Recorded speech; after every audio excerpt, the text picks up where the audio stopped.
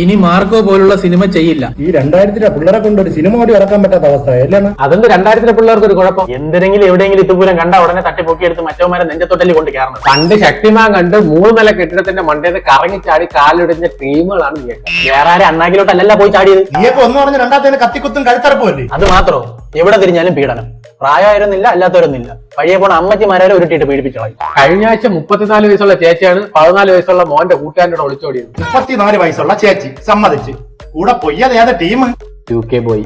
ആണേ, അതിനവൻ കുഞ്ഞില്ലേ. അപ്പൊ ചേച്ചി വിളിച്ചപ്പോ പിറകെ പോയത് അവൻ കുപ്പിപ്പാല് കുടിക്കാനായിരിക്കും അല്ലേ. ഈ മാന്യന്മാരെല്ലാം പണ്ട് ഒളിച്ചിരുന്ന് കുളിസയും പിടിക്കുന്ന കാര്യം നമുക്കറിയാവുന്നതന്നെ. അവർക്കൊരു ശല്യവും വരാതെ അവര് പോലും അറിയാതെ ഒളിച്ചിരുന്നാണ് ഞങ്ങൾ സീൻ പിടിക്കുന്നത്. അല്ലാതെ കുളിച്ചോണ്ടിരിക്കുമ്പോഴേ കയറി പിടിച്ച് കൊന്നിട്ട് പോണ ശീലം നമുക്കില്ല. പണ്ട് ഇത്ര ന്യൂസ് ചാനലും ഇല്ല, സോഷ്യൽ മീഡിയ ഇല്ല, അതുകൊണ്ട് ആരും ഒന്നും അറിഞ്ഞില്ല. അല്ലെങ്കിൽ തന്നെ പണ്ട് എന്തൊരു അറിയാതിരിക്കണേ. പണ്ടും റിപ്പറുണ്ട്, ഇപ്പോഴും റിപ്പറുണ്ട്. എത്ര വീലുള്ള ടിപ്പർ?